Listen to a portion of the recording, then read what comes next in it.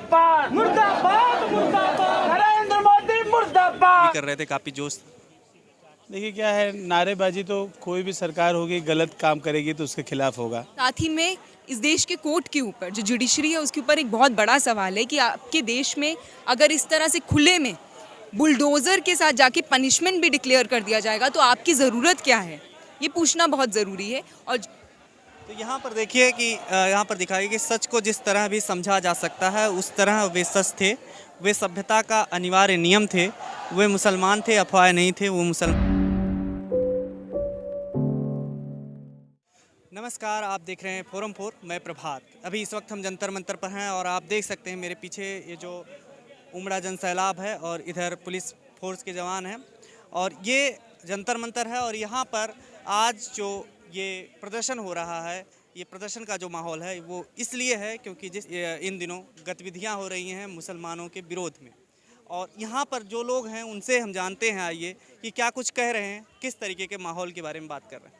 मुर्दाबाद मुर्दाबाद, हिंदू राष्ट्र नहीं चाहिए, नहीं चाहिए, नहीं चाहिए, आरएसएस हमें नहीं चाहिए, नहीं चाहिए, नहीं चाहिए, हिंदू राष्ट्र नहीं चाहिए, नहीं चाहिए, नहीं चाहिए, खून खराबा नहीं सहेंगे, नहीं सहेंगे, नहीं सहेंगे, खून खराबा नहीं सहेंगे, नहीं सहेंगे, नहीं सहेंगे, दंगा सरकार नहीं सहेंगे, नहीं सहेंगे, नहीं सहेंगे, गुंडा सरकार नहीं सहेंगे, नहीं सहेंगे, नहीं सहेंगे, RSS down down down down down down, RSS down down down down down down, RSS down down down down down down, home minister down down down down down down. आपका नाम क्या है? राजेश। कहाँ से आए हैं? दिल्ली से ही हूँ। क्या कहेंगे जो आप लोग यहाँ पर आए हुए हैं, प्रदर्शन में शामिल हो रहे हैं और आप नारेबाजी भी कर रहे थे, काफ़ी जोश। देखिए क्या है, नारेबाजी तो कोई भी सरकार होगी गलत काम करेगी तो उसके खिलाफ होगा। हम भी कुछ गलत करेंगे, हमारे खिलाफ भी कुछ लोग नारे लगाएंगे, लेकिन सरकार जो है वो जिम्मेदार है तो उसके खिलाफ नारा लगाने आए हैं। और इस बात के लिए नारा लगाने आए हैं कि हिंदू मुस्लिम में लड़ाई लगा करके, हिंदू मुस्लिम को लड़ा करके आप असली मुद्दों से आप जनता को आप क्या कहते हैं भटका नहीं सकते हैं। ये इनका फार्मूला रहा है और बहुत पुराना फार्मूला रहा है। हमेशा से कुछ ना कुछ होता है जो मोदी जी करते रहते हैं, अमित शाह जी करते रहते हैं और ये एक उनका टेस्ट है। आपने शायद आप पता नहीं कितने साल के, मुझे लग रहा है 25-26 साल के होंगे आप, या आप 30 साल के होंगे। मेरी उम्र 40 साल है। मैं पहली बार मैंने देखा है कि हिंदू मुस्लिम को बिल्कुल बॉर्डर पे लाके खड़ा कर दिया गया। ऐसा लगता है कि भारत पाकिस्तान की सेना है और बॉर्डर पे नहीं है, एक तरह से उसको कहते हैं ना, हम वो अंदर घुस जाने वाली बात है कि आपके घर में घुस के हम माइक बजाएंगे, आपके घर में घुसकर हम तलवार चलाएंगे। तो ये आरएसएस का, बीजेपी का प्रोपेगेंडा का मॉडल है और उसको दुर्भाग्य से अमित शाह उसके एक्सपर्ट हैं और वो होम मिनिस्टर हैं। मेरे लिए जो सबसे क्या कहते हैं ख़राब बात यह है कि जिस आदमी को दंगा कंट्रोल कराना चाहिए वो आदमी दंगा कंट्रोल करने का मिनिस्टर है। तो ये अपने आप में आज की डेट में वो सबसे शर्म की बात है कि अमित शाह हमारा गृह मंत्री है और गृह मंत्री को दंगा हर स्टेट को बोलना चाहिए ये नहीं होना चाहिए। पुलिस उनके हाथ में है, पूरी मिलिट्री उनके हाथ में है, तो गृह मंत्री, प्राइम मिनिस्टर और सब शांत हैं, राष्ट्रपति शांत हैं, किसी को कुछ नहीं बोलना है। जिन राज्यों में हो रहा है आप वहाँ की सरकारों से बात कीजिए, सब शांत हैं, सब कह रहे हैं कि ये सब कुछ नॉर्मल है। अभी मध्य प्रदेश में क्या लोगों का वो पूरा घर गिरा दिया गया। अभी आपको याद होगा सीए और एनआरसी के जब आंदोलन हुए थे तो यूपी में ऐसा हुआ था कि लोगों का नाम लिखा गया था कि हम इनके खिलाफ जुर्माना लगाएंगे। फिर लेकिन सुप्रीम कोर्ट ने कि यूपी सरकार को बोला कि आप जुर्माना नहीं लगा सकते। तो सरकार, अब जो पुलिस है और जो सरकार है वो कानून से अपने आप को ऊपर मान के चलती है। जिस कानून के तहत हम यहाँ परमिशन लेकर प्रोटेस्ट करने आए हैं, अब आरएसएस और बीजेपी की सरकार उस कानून को भी कुछ नहीं मानती है। बोलती है हमारे लिए कानून का कोई मतलब नहीं है, जो हम तय करेंगे अब वही कानून है। आप सुप्रीम कोर्ट देख लीजिए, इलेक्शन कमीशन देख लीजिए, आप होम मिनिस्ट्री देख लीजिए, पुलिस देख लीजिए, सबकी भाषा एक है। सब एक बार में कह रहे हैं कि जो मोदी जी कहते हैं आप वो बात मानते क्यों नहीं हो। आप लोग मोदी जी की बात क्यों नहीं मानते हो? मोदी जी की बात क्यों माने जब वो हमारे देश के संविधान के खिलाफ है।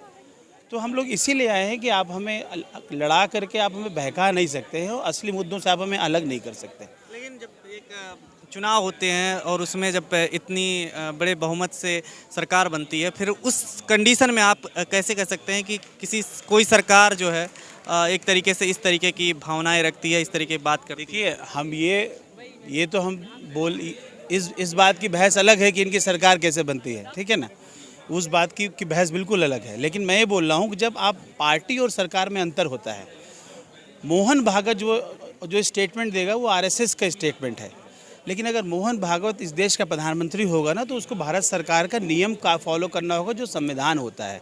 संविधान में लिखा हुआ है कि हर आदमी को बराबर अधिकार है, हर धर्म को बराबर अधिकार है अपने पूजा करने का, धर्म मानने का, धर्म ना मानने का, धर्म चुनने का।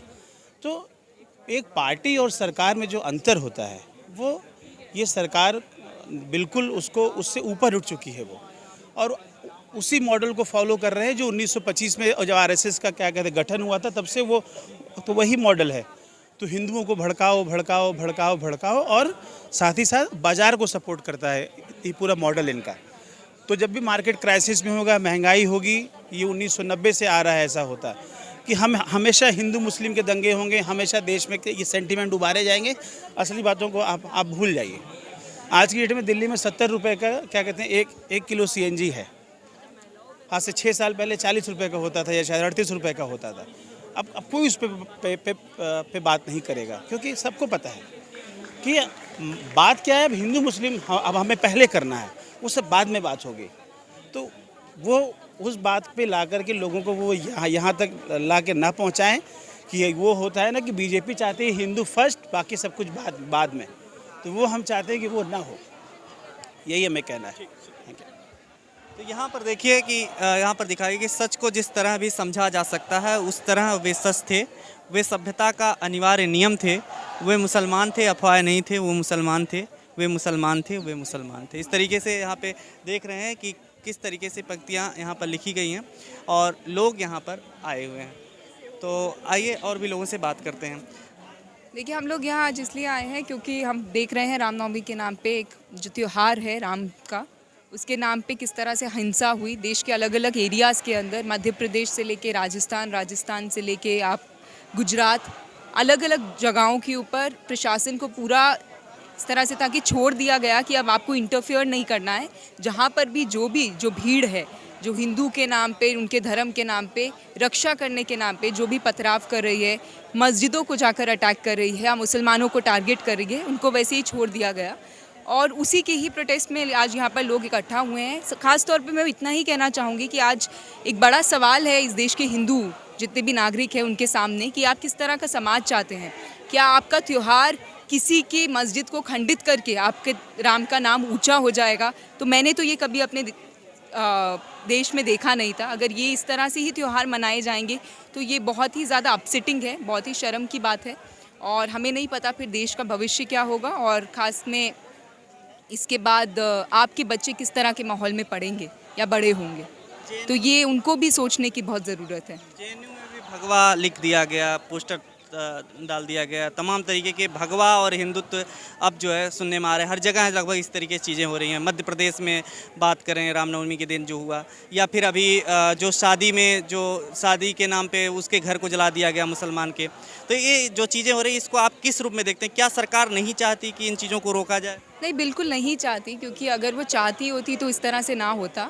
और जैसे कि मैंने पहले बताया, इस देश के हिंदू धर्म के जो लोग हैं उनको अब ये सोचना होगा कि क्या त्यौहार का सेलिब्रेशन इस तरह से होगा कि आप पत्थर उठा के किसी भी मुसलमान के घर के ऊपर मारिए या मस्जिद में घुस के ऊपर भगवा झंडा लगा दीजिए। क्या इस तरह से त्योहारों को सेलिब्रेट किया जाएगा? क्योंकि ऐसे तो हमने अपने देश में नहीं देखा था।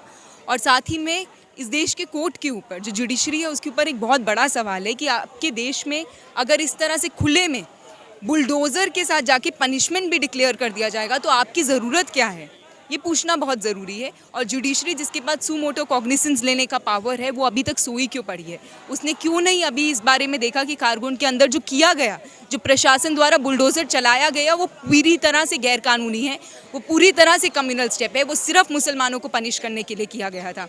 तो अगर आप इस चीज़ पे चुप रहेंगे और जुडिशरी इस चीज़ पे चुप रहेगी तो फिर आप किस तरह की डेमोक्रेटिक नेशन है? या तो आप बोल दीजिए कि नहीं, डेमोक्रेसी ख़त्म हो गया है, दफन हो चुका है, रूल ऑफ लॉ ज़ीरो हो चुका है, और हम लोग भी कोर्ट की तरफ आँख जो देख रहे हैं हम देखना बंद कर दें। देख रहे हैं जहाँ पे भी हमले हो रहे हैं वहाँ पे प्रशासन की मौजूदगी होती है, प्रशासन साथ में खड़ा हुआ है। लेकिन प्रशासन का क्या रोल है?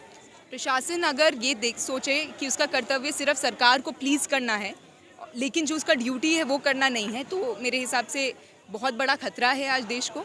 साथ ही में जैसे मैंने पहले बताया, इस देश की जुडिशरी को अपनी आंखें खोलने की ज़रूरत है। कोर्ट को ये देखने की ज़रूरत है कि आपका होने का मतलब क्या है। अगर कोई खुद से पनिशमेंट पहले ही दे सकता है बुलडोज़र ले जाकर लोगों के घरों को तबाह करके, तो आप किस चीज़ के लिए बैठे हैं? क्या न्यायपालिका इस चीज़ पे खामोश रहेगी, मौन रहेगी, या उस चीज़ को देखेगी, कॉग्निसेंस लेगी और प्रशासन से और साथ में सरकारों से जवाब मांगेगी? खबरों में बने रहने के लिए फोरम 4 को सब्सक्राइब करें और नोटिफिकेशन पाने के लिए बेल आइकन दबाएं।